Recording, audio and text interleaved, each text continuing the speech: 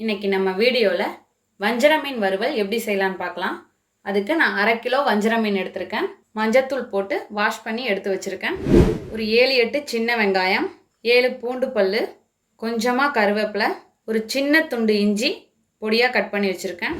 1 teaspoon தனி மிளகாய் தூள், 1 tablespoon Kashmiri chilli powder, 1 tablespoon மல்லித்தூள், 1 teaspoon garam masala, 1/2 teaspoon pepper powder, 1/2 teaspoon சோம்புத்தூள், 2 டேபிள் ஸ்பூன் அளவுக்கு சோள மாவு எடுத்திருக்கேன். உப்பு தேவையான அளவு, எண்ணெய் தேவையான அளவு. இப்போ எப்படி செய்யலான்னு பார்க்கலாம். ஒரு மிக்ஸி ஜார் எடுத்திருக்கேன். இதில் சின்ன வெங்காயம், இஞ்சி, பூண்டு, இப்போ இது மூணையும் சேர்த்து பேஸ்ட்டாக அரைச்சி எடுத்துகிட்டு வந்துடலாம்.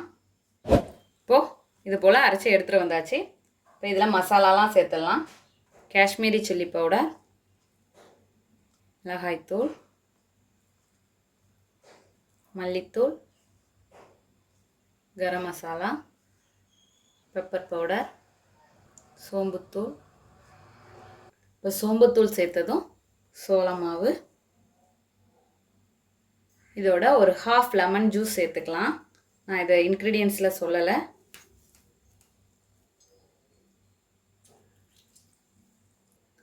உப்பு தேவையான அளவு. எல்லாம் சேர்த்து அரைச்சி எடுத்துகிட்டு வந்துடலாம். இப்போது அரைச்சாச்சு. இதோட கொஞ்சமாக கருவேப்பிலை இலை இதையும் சேர்த்து இப்போ ஒரு பல்ஸ் விட்டுட்டு வந்துடலாம். இப்போது நல்லா பேஸ்ட்டாக அரைச்சிட்டு எடுத்துகிட்டு வந்தாச்சு. நம்ம மசாலா ரெடியாக இருக்குது. இதை ஃபிஷ்ஷில் அப்ளை பண்ணிடலாம். இது போல் 2 ஃபிஷ்ஷாக அப்ளை பண்ணி வைக்கலாம். இப்போது எல்லா சைடும் நல்லா மசாலா அப்ளை பண்ணியாச்சு. இது போல் எல்லா ஃபிஷ்ஷுக்கும் அப்ளை பண்ணி எடுத்துகிட்டு வந்துடலாம். இப்போது எல்லா ஃபிஷ்லேயும் நம்ம மசாலாவை அப்ளை பண்ணி வச்சுட்டோம். இதை அப்படியே ஊறணும். குறைஞ்சபட்சம் 1 மணி நேரமாவது ஊற வைக்கணும். அதுக்கப்புறம் ஃபிஷ் ஃப்ரை பண்ணலாம். இப்போது மீனில் மசாலாவை போட்டு 1 மணி நேரம் ஊற வச்சு எடுத்தாச்சு. இதில் ஒரு 3 டேபிள் ஸ்பூன் அளவுக்கு நான் எண்ணெய் சேர்த்துக்கிறேன்.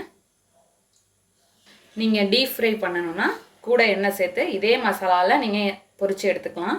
நான் இப்போ ஷாலோ ஃப்ரை பண்ணுறதுனால 3 டேபிள் ஸ்பூன் தான் எண்ணெய் சேர்த்துருக்கேன். இப்போ எண்ணெய் நல்லா ஹீட்டாக இருக்கணும். எண்ணெய் சூடானதும் ஃப்ளேமை கம்மி பண்ணிக்கோங்க. மீடியம் ஃப்ளேம்லேயே இருக்கட்டும். இப்போ ஒவ்வொரு மீனாக சேர்த்து வறுத்துடலாம்.